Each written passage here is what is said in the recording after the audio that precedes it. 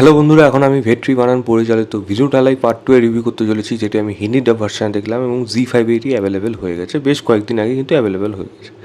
ছোটো করে যদি গল্পটা বলি, পার্ট 1 যেই জায়গায় শেষ হয়েছে, মানে বিজয় সেতুপতি ক্যারেক্টারটা যেখানে ধরা পড়ে গেছে, এবার গল্পটা সম্পূর্ণ তার পাস্ট লাইফ জড়িয়ে রয়েছে এখানে। সে কেন এই পথটা বেছে নিল, তাকে কি ফেস করতে হয়েছিল এবং কি অত্যাচারগুলো এই গ্রামবাসীদের উপর হতো, এবং তার যে লড়াইটা বা তার যে দিশাটা বা তার যে ভিশনটা, সেটা কি সম্পূর্ণ লোকের মধ্যে ছড়িয়ে পড়তে পারলো, নাকি পুলিশ তাকে ধরে নেওয়ার পর তার সাথে এমন কিছু করলো যেটা হয়তো সে আশাও করেনি।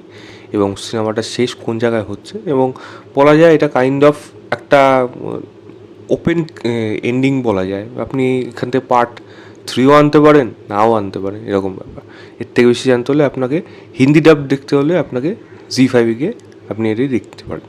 তো যদি বলি কেমন হলো এই সিনেমাটা, দেখুন, এক্সপেকটেশন একটা সময় পার্ট 1 দেখে একটা এক্সপেকটেশন ঠিক থাকে যে সিনেমাটা এই দিকে যাবে বা এরকম হয়েছে বা এই তার বক্তব্য। পার্ট 2টা কিন্তু সম্পূর্ণ আলাদা। যা ওখানে দেখিয়েছে, শেষের দিকে গিয়ে জিনিসটা দেখালো, সেখান থেকে সম্পূর্ণ গল্পটা সম্পূর্ণ ভিন্ন রূপে চলে গেল। ভালো জিনিস আছে সিনেমার মধ্যে, তবে খারাপ জিনিসও কিন্তু আমার এই সিনেমার মধ্যে মনে হয়েছে। ভালো জিনিস কি, এখানে অভিনয়, প্রত্যেকের অভিনয় ভালো, এবং বিজয় সেতুপতি আলাদা করে বিশেষ করে পারফরমেন্সের জন্য প্রশংসা করা উচিত।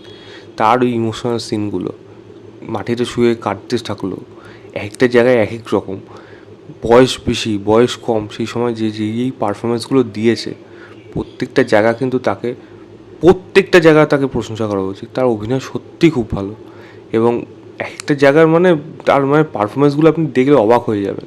ইমোশনাল সিন হোক, অ্যাগ্রেশন সিন হোক, বা ঠান্ডা মাথায় যখন মানুষের সাথে কথা বলছে, প্রত্যেকটা জায়গায় তার কিন্তু পারফরমেন্স ভালো লাগে। ছোট্ট পোর্শনের সুরি রয়েছে, তবে সুরির ক্যারেক্টারটা আমার এখানে খুবই অবাক করেছে যে তার বেশি স্কোপ ছিল না, যেখানে পার্ট 1-এ তার এত বড় স্কোপ ছিল। সেটা একটা খারাপ দিক। বাট সুরির যেইটুকু পারফরমেন্স পেয়েছে, বিশেষ করে লাস্টের দিকে, সেটা কিন্তু আমার ভালো, এবং সুরির মুখ দিয়ে কিন্তু গল্পটা বলা হচ্ছে, কাইন্ড অফ সুরির মুখ দিয়ে এবং বিদ্যুৎ হাইলার মুখ দিয়ে, আমাদের বিজয় সেতুপতির মুখ দিয়ে। এবার কথা হলো আর পারফরমেন্স যারা রয়েছে এখানে, সেখানে মঞ্জু ওয়ারিগার হোক, গৌতম বাসুদেব মেনন হোক, ছোটো ছোটো রোল যারা রয়েছে, প্রত্যেকের পারফরমেন্স কিন্তু এখানে ভালো। এই যে পুলিশ অফিসার যে ওসিটা ছিল থানা, যে খুব কী বলবো, অ্যাটেনশন গেইনার বলা যায়, তারও পারফরমেন্স কিন্তু আপনার ভালো লাগবে। এক একজন এক এক রকম জায়গায় কিন্তু তাদের পারফরমেন্স দিয়ে এটা বার করে দিয়েছে। দ্বিতীয় বলবো, সিনেমাটোগ্রাফি দারুণ। আপনি যেই জঙ্গলে যে সিনগুলো রয়েছে, সেগুলো যেভাবে শ্যুট করা হয়েছে, আপনি দেখলে অবাক হয়ে যাবেন। এবং লাস্ট যে অ্যাকশান সিনটা, সেই কুয়াশার মধ্যে, জঙ্গলের মধ্যে, ওটা সত্যিই খুব সুন্দরভাবে কোরিওগ্রাফ করা এবং খুব সুন্দরভাবে সেটা উঠে এসছে।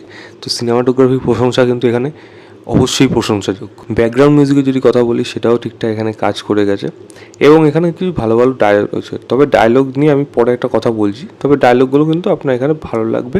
কিছু কিছু জায়গায় কিন্তু এগুলো কিন্তু বলা যায় অ্যাটলিস্ট, হ্যাঁ, ভালো এটা।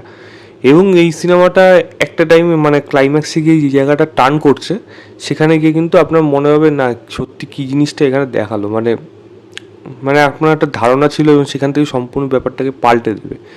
সেই টুইস্টটা এবং লাস্টে গিয়ে যে পদক্ষেপটা, সেটা আমার মনে হয় বেশ কিছু লোকের কিন্তু ভালো লাগতে চলেছে। তবে সিনেমার মধ্যে খারাপ জিনিস কি, এই সিনেমার চিত্রনাট্য আপনাকে কিন্তু ততটা এনগেজ করতে পারবে না যতটা ফার্স্ট পার্ট 1 করতে পেরেছিল। পার্ট 1-এ গল্পটা কী ছিল, এই মানুষটিকে লড়াই, এই ধরার লড়াই, একটা আন্ডারডগ বলা যায়, কনস্টেবল, সেই একমাত্র ধরতে পারছে, এবং তারপরে তার যে গল্পটা সেগুলো জানতে পারছে। তার আগে এই মানুষটার ব্যাপারে সব খারাপ খারাপ জিনিসগুলো শুনে এসছে। এখানে পুরোপুরি ইমেজ ক্লিয়ার ব্যাপারটাকে রেখেছে, এই মানুষটা কেন এরকম, কেন এই পন্থাটা একমাত্র রাস্তা, এবং এই পন্থাটার জন্য শুধু এই রাস্তাটাই বেছে নেওয়া হয়েছে, অন্য কোনো রাস্তা আর হাতে ছিল না। এবং সম্পূর্ণ সরকারের নিন্দা করে এবং একটা কাইন্ড অফ ভিজিল্যান্টের দেখিয়ে, বামপন্থী দিকগুলো দেখিয়ে, সেগুলোকে নিয়ে জয়গান করা হয়েছে, যেটা একেবারেই এই সিনেমাটা আমি আশাও করিনি যে এরকম জায়গায় চলে যাবে। অ্যাটলিস্ট পার্ট 1টা দেখার পর হয়তো রাখবে, বাট সেটা ততটাও রাখবে সেটা কিন্তু আমি আশা করিনি, যেটা এখানে বারবার দেখানো হয়েছে, আমার খারাপ লেগেছে। দ্বিতীয় জিনিস বলবো, এখানে বিজু সেতুপতি তার যে ক্যারেক্টারটা কেন এরকম করেছে, সেটাতেই সে এক্সপ্লেন করতে থাকে, এবং প্রথমবার বলা মাত্রই অনেক পুলিশ কনস্টেবল, ইন্সপেক্টর আছে, তারা সেগুলোকে বিশ্বাস করতে থাকে, এবং বিশ্বাসটা কেন করবে, তার পেছনে প্রপার ব্যাখ্যা তো দিতে হবে, বেসটা কী, ছোটোখাটো দু একটা জিনিস দেখালেই কি একটা মানুষ ক্রিমিনালের প্রতি একটা পুলিশ অফিসার এরকম বিশ্বাস করতে শুরু করবে? নাও তো করতে পারে। তো এইটা একটা অদ্ভুত লাগলো এখানে, এবং অযথা সিনগুলোকে টেনে টেনে বড় করা হয়েছে, এগুলো আমার দেখে কিন্তু মনে হয়েছে সিনেমাটা কিন্তু ছোট করা যেতে পারতো, অনেক বড় সিনেমা হয়ে গেছে।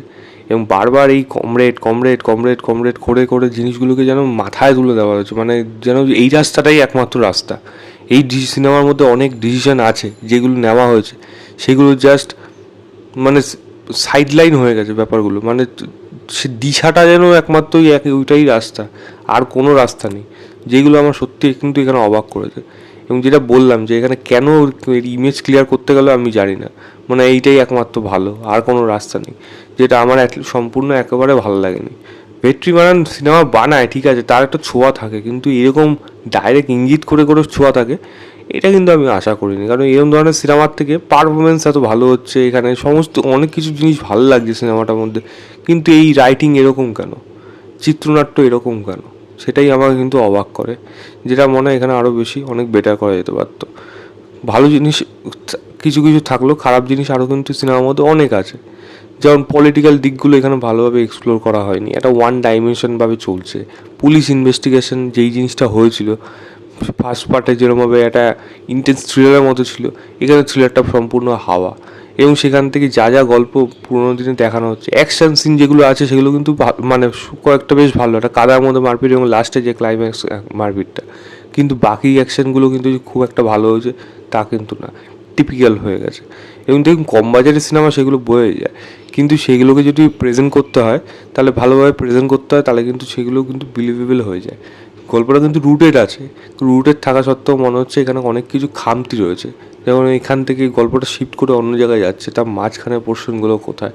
তো এখানে ইন ডেপথের ডিটেলিংয়ে অনেক কিছু কিন্তু অভাব এখানে মনে হয়েছে, যেটা এই সিনেমাকে কিন্তু একটা খারাপ দিকে নিয়ে যায়। ছোটোখাটো আরও অনেক জিনিস আছে যেটা এই সিনেমাটা খারাপ দিক হিসেবে উঠে আসে। তো আমি বলবো আপনারা এই সিনেমাটা দেখার ইচ্ছা হলে দেখতে পারেন। পার্ট ওয়ানের মতো এই পার্টটা একেবারেই হয়নি, তবে একেবারে খারাপ সিনেমা হয়নি, একটা অ্যাবভ অ্যাভারেজ সিনেমা হিসাবে আপনি এই সিনেমাটাকে দেখতে পারেন। আমি এই সিনেমাটাকে 3 স্টার দেবো আউট অফ 5। বলবো হিন্দি ডাব কিন্তু ভালো রয়েছে, হিন্দিতে দেখতে হলে আপনাকে অবশ্যই অরিজিনালটা ভালো, তবে হিন্দিটা খারাপ হয়নি। হিন্দিতে দেখতে হলে জি5-এ গিয়ে আপনারা এই সিনেমাটা দেখতে পারেন। তো এই ছিল আমার ওভারঅল রিভিউ ভিদুটারাই পার্ট 2 বলে সিনেমাটা। ভিডিওটা ভালো লাগলে লাইক শেয়ার, চ্যানেলটাকে অবশ্যই সাবস্ক্রাইব করে দেবেন। বাই।